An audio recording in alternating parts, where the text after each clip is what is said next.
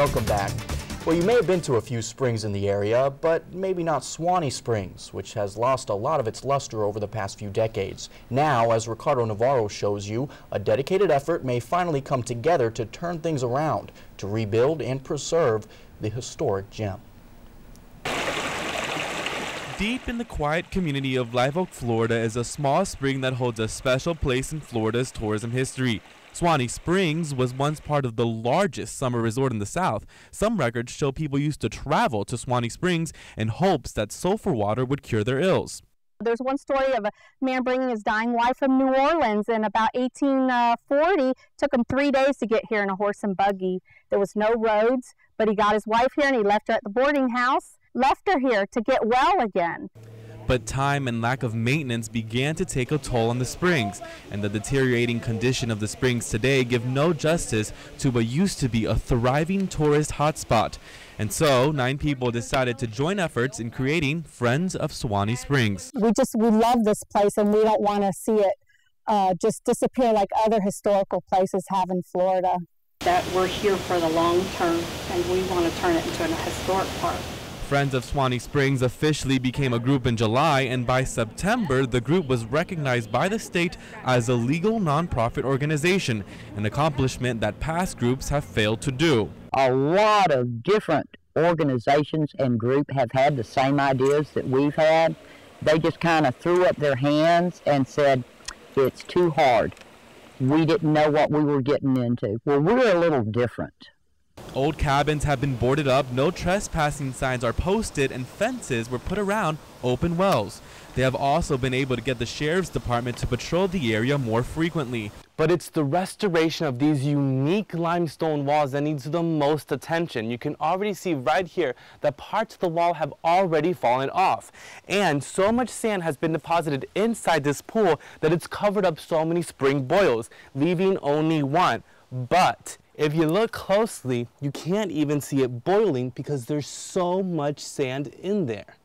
But it all comes down to money. According to a report done in 2005, the cost to restore the Springs pool would be more than $200,000, and a recent budget cut of $9 million to the Suwannee River Water Management led the group to seek other ways to fund their project.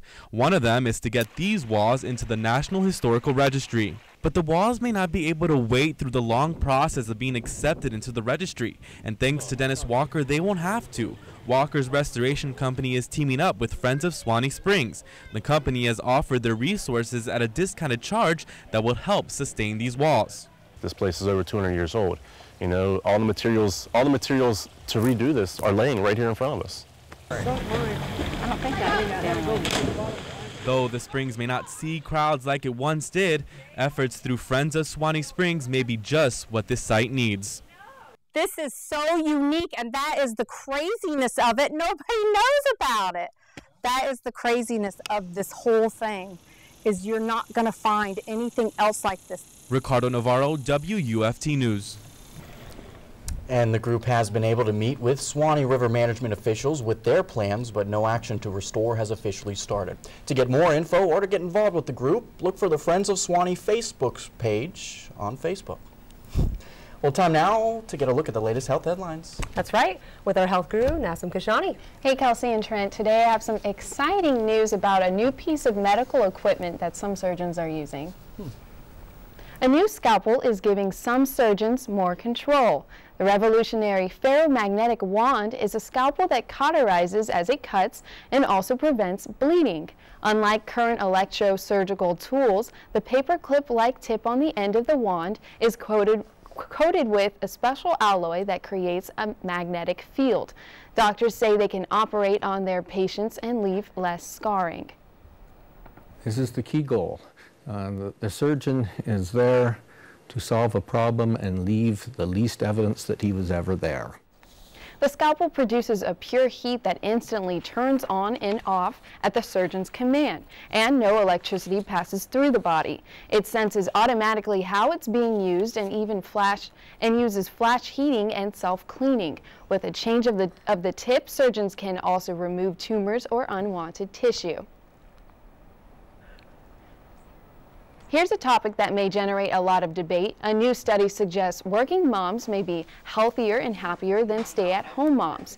Researchers interviewed 1,300 mothers shortly after their child's birth and continued to follow up with them for 10 years. They found moms who worked full-time or part-time reported better health overall and fewer symptoms of depression than those who stayed at home.